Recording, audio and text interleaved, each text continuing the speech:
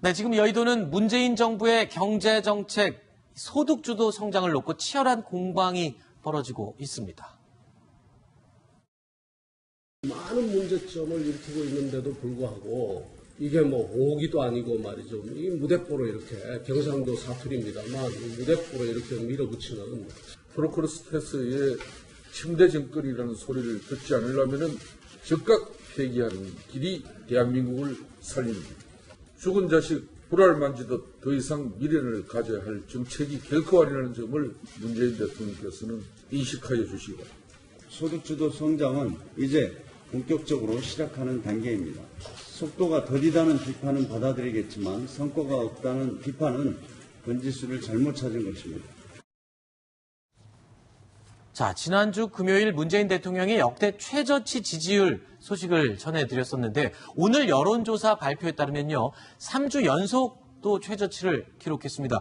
이런 상황은 글쎄요. 지금 경제 정책에 대한 비판적인 의견이 많이 반영된 게 아닌가. 그럼에도 불구하고 정면 돌파를 선언한 건 아닌가. 이런 생각이 들거든요. 그렇습니다. 지금 어떤 지지율이 계속 빠지고 있죠. 이건 분명히 이제 집권 2년차가 되면 아무래도 유권자들이 이제 성과를 가지고 평가를 할 수밖에 없는 거고, 과연 이 정부에서 여러 가지 지금 정책들을 내놓았는데 그것이 피부에 와닿느냐, 이제 이런 걸 이제 유권자들이 보게 될 텐데, 그런 점에서 지금 이제 정부가 내세운 가장 중요한 소득주도 성장에 대해서 비판적인 이제 인식이 많은 것 같고, 그런 것들이 이제 국정 수행 평가에 반영돼 있다, 이렇게 봐야 될 것 같습니다. 네. 다만 이제 문정부 입장에서는 결국 지지율이 계속 빠지는 건 어쩔 수 없는데, 문제는 그렇다고 그러면 그렇다고 해서 지금 정책을 선회할 경우에는 오히려 지지층마저도 돌아설 수 있다. 이런 이제 위기의식 속에서 결국은 정면 돌파 선언하는 게 아닌가, 이렇게 보입니다. 다시 돌아설 수는 없는 상황이다. 어쩔 수 없이 하던 대로 계속 밀고 나갈 수밖에 없는 그런 상황이다라는 건데, 지금 이 소득주도 성장에 대한 정면 돌파, 야당들은 지금 굉장히 반발하고 있어요. 그리고 하나만 더 이제 정면 돌파할 수밖에 없는 상황을 말씀드리죠. 아까 네. 이재명 차장의 얘기 하나 보태서 말씀드리면, 방금 전에 문재인 대통령 지지율이 나왔잖아요. 네. 긍정 58%, 부정 38% 나왔거든요. 최근에 나온 소득주도 성장률의 찬반 지지율 한번 보세요. 거의 네. 일치합니다. 그러니까 문재인 대통령 긍정평가 56, 부정평가 38이죠. 네. 문재인 대통령의 여러 정책적 탈원전 이루는 것만 해도 숫자의 차이가 있는데, 소득주도 성장률, 최저임금 인상에 대해서 찬성입니까 반대입니까? 내가 찬성이 거의 한 55%가 제 기억에. 소득주도 성장에 대한 그렇죠. 여론조사가 네. 지금 이 지지율과 아주 거의 비슷하다고요. 비슷해요, 숫자. 아하. 그 얘기는 뭐냐면, 현 정부가 그걸 원하든 원하지 않든 간에 어쨌든 시장에는 문재인 대통령 이퀄, 제이노믹스 이퀄, 소득주도 성장률 이퀄, 최저임금 인상까지 이 네 개가 쫙 이퀄로 등가성이 성립된다는 얘기예요. 네. 그러니까 문재인 대통령 입장에서 보면 이걸 지금 더 내릴 수는 없는 상황이 된 거죠. 이걸 내리는 순간 야당에서도 강력한 거죠. 거봐, 이럴 줄 알았어. 그다음에 지지층까지 떠나가는, 그렇기 때문에 이제 거의 호랑이 등에 올라탄 기억이 된 거고, 야당은 이제 반대로 엄청나게 지금 비판하고 있는 거죠.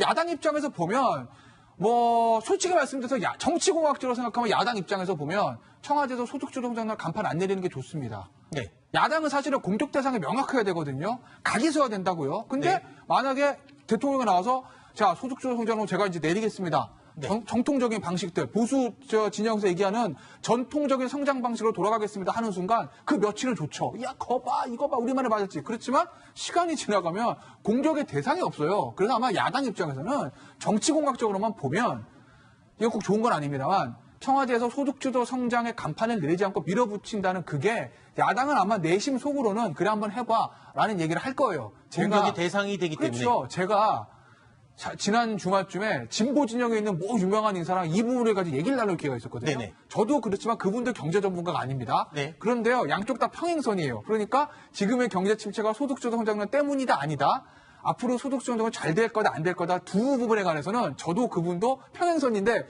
두 사람이 다 일치한 게 하나 있었어요. 뭐예요?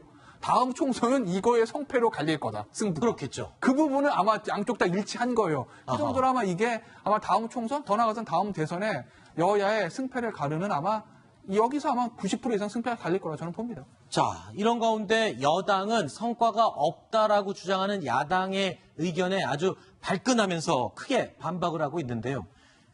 이 프로크루테스의 침대, 이게 무슨 뜻인가요?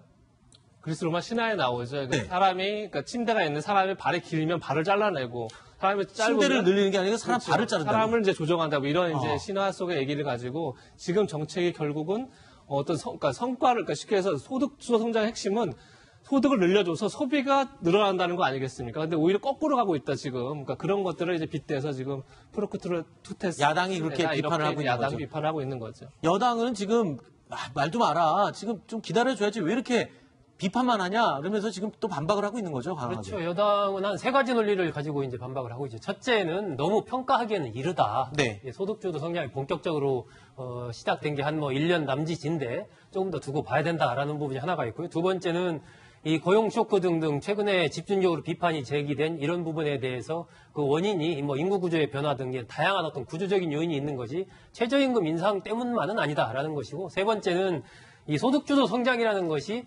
최저임금이 소득주도 성장이 전부가 아니다. 그 최저임금은 아주 작은 부분이고 소득주도 성장에는 어떤 이 가계소득을 높이는 부분이라든지 뭐 생계비를 줄이는 등등의 이 3대 축이 있다. 네. 하면서 이제 적극적인 어떤 지금 설명을 하고 있는 그런 상황입니다. 네.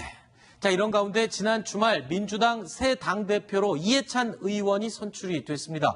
오늘 첫 최고위원 회의에 나선 이해찬 대표 어떤 소회를 밝혔을까요? 들어보시죠. 뒤를 이은 저희 신임 지도부로서는 아주 무거운 책임감을 느낍니다. 새로운 시작을 앞둔 우리가 맞닥뜨린 현실은 그리 녹록지 않습니다. 민생 경제 안정에 집중하면서도 한반도 평화 체제를 정착시켜야 될 역사적 책무를 가지고 시작을 합니다. 우선 선거 기간 동안 당원과 국민 여러분에게 약속드린 공약부터 차분히 이행하고 점검을 해 나가도록 하겠습니다. 지금 경제정책 얘기가 지금 핫 이슈가 되고 있는데 이해찬 신임 당대표 같은 경우에는 과거 이 전당대회 이 준비 과정에서 지금의 이 경제 어려움은 전 정권 탓이다라고 전 정권 탓을 한 적이 있잖아요. 이것 때문에 또 구설수에 올랐었고요. 전 정권의 탓이 아니라 네. 지금 기본적으로 현 정권에 책하고 있는 소득주도 정당이라고 하는 게 과거에 이른바 대기업 위주 정책을 펴면서 빈익빈 부익과 더 가소가 됐다. 그래서 현재 경제 모순점이 있기 때문에 그거를 소득주도 정당으로 바꾸겠다. 물론 더 거슬러 올라가면 장하성 실장이 아까 얘기했던 것처럼 60년대 개발 경제에서부터 시작이 된 거기 때문에 그렇습니다만은 이해찬 최고위원 입장에서 이제 당대표가 됐지만 그 전 김대중 전 대통령은 노무현 전 대통령 당시로 그때에서 그걸 극복해 보려고 했다가 다시 이명박 전 대통령과 박근혜 대통령을 하면서 과거의 스타일로 돌아갔기 때문에 그때가 문제라는 얘기를 한 거지 어떤 근한 정권의 얘기라기보다는 기본적으로 경제를 바라보는 시각 자체가 다르다라는 거 그 얘기겠죠. 네. 자, 당청과 야권의 경제 해법에 대한 시각차가 너무 큽니다. 이렇게 차이가 크다면 이해찬 민주당 대표가 강조한 협치는 다소 어려워지는 건 아닐까 생각이 드는데요. 경제정책에 있어서 약간 이견이 크다 이런 얘기. 난 길에서는 인터뷰 안 해. 하지 마. 오늘 덕담 나누는 자리인데 그 소득주도 성장 그 이야기보다도 제가 뭐 이야기 드렸지 않습니까? 우리가 좀 뭐 다른 시각이 있을 수 있다고. 그런데요, 정말 이런 시각도 있었습니다. 한국당은 민주당의 새 지도부 이해찬 체제를 내심 기대하고 있다는 겁니다. 왜일까요? 오늘 김병준 비대위원장과 이해찬 민주당 대표의 만남을 먼저 보시죠. 청와대 계실 때 뵙고 한 10년 만이네. 제가 선거하시느라고 고생 많이 하셨어요. 마음이 더워가지고 혼났어요. 예. 이 당에서는 대체로 의원들 의견이 대표님 되실 것이다 이렇게 좀 생각하고 있었습니다. 김태호 변호사님. 네. 그러니까 아까 그 말씀하셨어요. 야당에서는 청와대가 저렇게 소득 성장 주도론을 계속 간판을 걸고 있어야 공격 대상이 될 거다라고 했던 말과 되게 비슷한 말 같아요. 그러니까 이해찬 신임 당대표가 굉장히 깐깐하고 칼칼한 리더십이 있기 때문에 뭔가 고집이 세기 때문에 저렇게 놔두면 뭔가 자책골을 넣을 수도 있다. 이걸 기대하고 있다는 건가요? 원래 우리나라 정치가 발전하려면 이러면 안 되는데 네. 현실의 문제를 말씀을 드리면 정치판에서 약자가 강자를 이기려면 제일 먼저 필요한 게 뭐냐면 각이 서야 됩니다. 네. 각이 안 서면 어떤 공격 대상이 없는 것이거든요. 네. 그런데 이해찬 지금 신임 대표가 굉장히 좀 캐릭터가 좀 강하신 분 아니겠습니까? 네. 그러니까 아무래도 협치보다는 조금 뭐랄까 선명성을 강화하는 쪽에 좀 방점이 찍혀 있다고 보이고 예전에 이제 총리를 지내실 때도 보면 굉장히 대정부 질문할 때 야당 의원들과 강하게 이제 부딪히곤 했습니다. 뭐 그것도 나름대로 장점이 있어. 뭐 무조건 나쁘다고 할 수는 없는데 어쨌든 그런 강한 캐릭터 이해찬 대표가 신임 더불어민주당 대표가 됐기 때문에 아무래도 협치보다는 조금 선명성을 강화하는 쪽으로 가지 않겠냐. 쉽게 말씀드리면 조금 중도로 우클릭해서 야당을 달래면서 야 그래 우리가 뭐 하나 해줄 테니까 개혁 법안 우리 거 좀 받아줘 이런 바토를 하는 그런 것보다 아무래도 강한하고 개성을 좀 강조할 거기 때문에 그렇게 되면 야당이랑은 좀 많이 부딪히겠죠. 그럼 야당 입장에서 보면 각이 서기 때문에 공격 포인트가 있기 때문에 훨씬 정치공학적으로 좋다고 생각할 거고 또 하나는 또 이것도 참 나쁜 건데 이 야당이랑 여당이랑 이제 막 부딪혀가지고 옛날 박근혜 전 정부 때도 그랬잖아요. 개혁입법 성과가 안 나면요.